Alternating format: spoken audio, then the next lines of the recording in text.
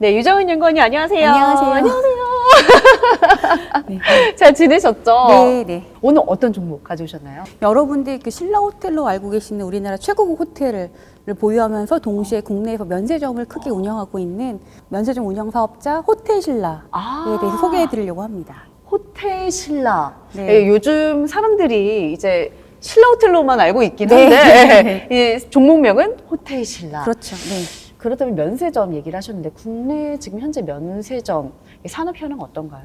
네, 이게 사실 우리나라 면세점 시장은 저도 면세점 가는 거 너무 좋아하고 뭐 해외에 출국할 때 다들 면세점 한 번씩 꼭 들리시는데 떨려요. 그쵸? 떨리는 가슴을 안고. 네. 네. 근데 이제 2019년 기준으로 30억 달러 정도 규모를 차지했습니다. 이게 우리 원화로 한 3.3조 원 정도를 기록했는데요. 네. 10년 동안 매년 20% 이상 성장해서 2019년도에 213억 달러, 약 25조 원까지 커졌습니다. 어머. 그러니까 굉장히 매년 20% 이상 고성장을 했다는 것 자체가 놀라운데요. 네. 이제 뭐 관광 산업도 그 사이에 많이 이제 발전하고 그리고 국내에 입국하는 사람 또 출국하는 사람이 이제 크게 늘면서 면세점 이제 산업 자체가 늘 수밖에 없었는데 그 생각해 보시면 이제 우리가 해외 출국할 때 예전에는 이제 시내 면세점에 직접 가서 물건을 고르고 결제를 한 다음에 인도장에서 기쁜 마음으로 맞아요. 물건을 찾았는데요. 어느 순간 저도 온라인에서 물건을 사고 인도장에서 물건을 찾고 예, 이제 국내 면세장에는 누구들이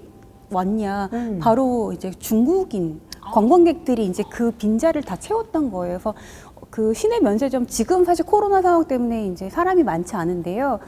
코로나 이전에 2019년 18년도에 가보면 들리는 소리는 중국어밖에 없었어요. 예, 그 정도로 우리는 이제 온라인에서 물건을 샀지만 국내 시내 면세점은 이제 중국인들이 가득 메우는 그런 상황이었죠. 혹시 그 코로나가 발병하기 이전에 네. 2017년도에 중국과 우리나라 사이에 어떤 중요한 정치적인 사건이 있었는데 그게 맞아요. 뭔가 아실까요? 네. 중국인들이 한국으로 여행 가지 말자라고 그 네. 사건 때문에 오지 않았던 기억이 네, 있거든요. 그게 이제 어떤 일이 계기가 됐냐면 2017년도에 3월이었어요. 사드가 우리나라에 배치가 되면서 중국 정부가 이제 공식적으로는 아무 얘기를 하지 않았다고 이제 계속 그 변명을 맞아요. 하는데 단체 관광을 급지했죠. 그래서 이제 2016년도에 우리나라 입국했던 외국인 1,724만 명이었는데 그 중에 800만 명, 즉 한 절반가량이 중국인이었거든요. 근데 2017년도 그 사드 사태가 터지고 나서 네. 중국인 입국자 수가 그 전년에 800만 명에서 419만 명으로 거의 완전 절반이 반토막이네요. 네. 당연히 이제 외국인 입국자 수도 줄고요. 그래서 아 이게 이제 면세점이 이제 망했구나. 오, 네. 네, 왜냐하면 단체 관광객 시장에 의해서 움직이는 시장이었기 때문에. 근데 굉장히 시장이 재미있게도 2017년도에 면세점 시장이 전년에 비해서 올해 21% 성장했거든요. 아니요, 잠시만요. 네. 입국자 수가 절반으로 줄었다고 하셨는데 그게 어떻게 해서? 네, 그러니까 처음에 시장에서도 이게 무슨 일이지 하고 네. 어리둥절했었는데요. 네. 전에는 단체 관광객이 주도하는 시장이었는데 2017년부터 시장이 중국의 온라인 쇼핑 시장이 급성장하면서 갑자기 한국에서 면세품을 사다가 파는 딸공 시장으로 재편되면서 입국자 수는 줄었지만 시장이 오히려 더 커지는 일이 벌어졌습니다. 그러니까 이제 딸공이라고 하면 우리가 이제 보따리상이라고 네. 이제 쉽게 이해할 수 있는데요. 한국에는 주로 화장품을 사러 오고 유럽에는 명품 부티크에 그걸 사러 가고 일본에는 의약품 사러 가고 호주에는 건강기능식품 사러 간대요. 이게 이제 굉장히 온라인 시장이 이제 전면적으로 다 커지다 보니까 네. 각 그 카테고리별로 어느 시장이 더 싸냐 찾아서 다니는 그런 분업화가 이제 잘 된 거예요. 예. 그래서 이제 코로나 뭐 이전에는 이제 딸공 시장으로 이제 굉장히 이제 좋았다가 네. 지난해 코로나는 뭐 그 딸공마저 오는 거를 이제 못 오게 했으니까 네. 입출국 자체가 불가능했으니까 이제 해외에서 들어오는 방문객 수가 거의 뭐 90% 이상 급감하고요. 네. 처음에 면세점 시장이 굉장히 어려웠어요. 근데 이게 또 시장이 알맞게 거기에 맞게 진화하는 게 입국하기가 어렵잖아요. 들어오면 2주 자가격리 그렇죠, 해야 그렇죠. 되고, 네, 중국에 가서도 2주 자가격리 해야 된대. 그래서 이제 면세점 업계도 이제 말라 죽기 직전이었어요. 그래서 정부가 어떻게 했냐면 직접 수출해도 좋다. 네, 화장품이나 면세품을. 근데 그러면 이제 실제 수출하는 것과 뭐가 다르냐? 물건을 인도하러 한 명이라도 들어와야 된다. 그러니까 그냥 물건만 보내는 건 안 되고. 안 되고. 네, 그래서 이제 그런 식으로 사업이 약간씩 바뀌었습니다. 그러니까 원래는 이제 들어와서 인당 구매하던 금액이 외국인은 800불 정도였는데 25,000불. 한 번에 올 때. 네, 그러니까 이게 이제 머릿수를 나누니까 25,000불이 된 거지. 실은 네. 이제 전보다 더 많은 양의 어떤 면세품을 전화나 이메일로 주문하는데 네. 인도하러 한 명만 들어오는 명만 거예요. 네. 그러니까 이렇게 시장이 바뀌었어요. 이게 참, 이렇게도 시장이 굴러가는구나라는 이제 네. 업계에서 느꼈던 거죠. 그리고 그 시내 면세점은 이제 그렇게 시장이 이렇게 회복되는 상황이었고, 네. 그러니까 공항 면세점은 사실 정부가 사업자들한테 임차료 얼마 내겠습니까? 라고 제안을 하고 거기에 입찰을 하거든요. 이게 네. 그러니까 좀 더 좋은 가격을 써낸 이제 사업자들이 선정돼서 운영을 하는데 이용객 수가 아예 없잖아요. 그래서 이제 고액 임차료만 납부하게 됐는데 사실 거기서 적자가 많이 났거든요. 맞아요. 그래서 정부가 지난해부터 어떻게 했냐면 판매되는 금액에 맞춰서 임차료를 내요. 이게 정부가 사실 이제 착한 임대업자가 된 거죠. 이른바 착한 임대.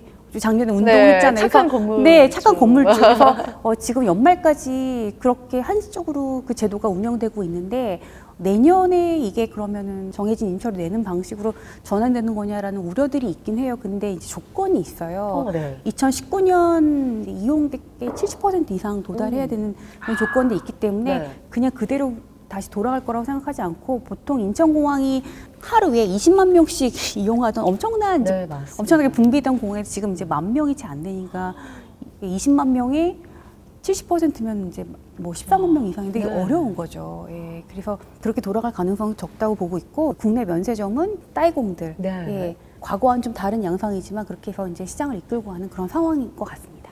그렇다면 사실 저희가 제일 궁금한 건 호텔 신라의 현황이 정말 궁금하거든요. 네, 어떤가요? 네, 호텔 신라는 사실 이제 롯데와 쌍벽을 이루는 네. 국내 이제 굴지의 면세 사업자인데 네. 2019년도에 이제 약 3천억 가까운 영업이익을 기록을 했습니다. 굉장히 이제 업황이 좋을 때였는데요. 지난해 코로나 때문에 하반기로 갈수록 회복은 됐지만 인천공항 그 임차료 납부 방식이 정부에서 바뀌기 전까지는 고액 임차료를 납부하면서 어려웠거든요. 그래서 지난해 1,850억 적자를 기록을 했어요. 영업 적자를 기록을 했는데, 네. 근데 올해 1분기부터 앞서 말씀드린 대로 따이공 면세품 구매가 상황에 맞게 최저가되면서 지금 이제 분기당 약 3,400억 정도 이익을 내고 3반기 730억 영업이익을 기록을 했고 3분기도 대략 500억 내외 영업이익을 기록하지 않을까 시장에서 이렇게 전망하고 있습니다. 그래서 손익이 빠르게 개선되고 있고 그 다음에 지금 뭐 여러분들 사실 신라 호텔 하면 다들 가고 싶어 하시잖아요. 너무 가고 싶어요. 네, 처음에 코로나 터졌을 때 네. 서울 투숙률 막 20%대 떨어지고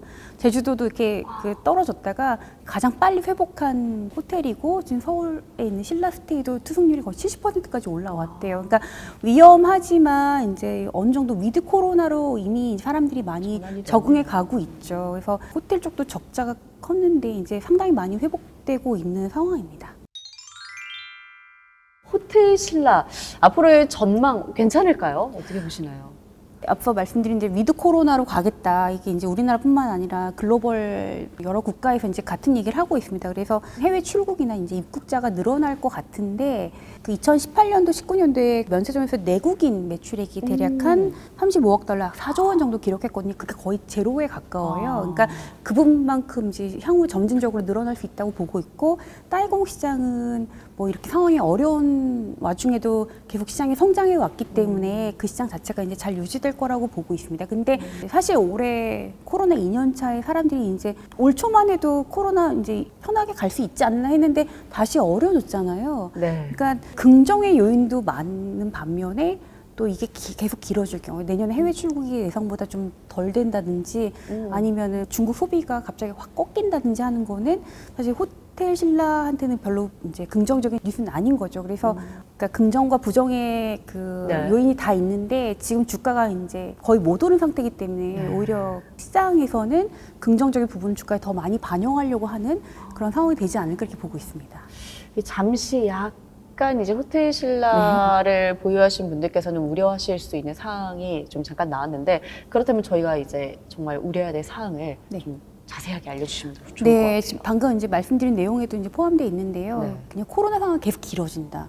그리고 그 지금 사실 뭐 글로벌 경제 지표들이 안 좋게 나오면서 주식시장이 크게 조정받고 있는 상황이거든요, 지금.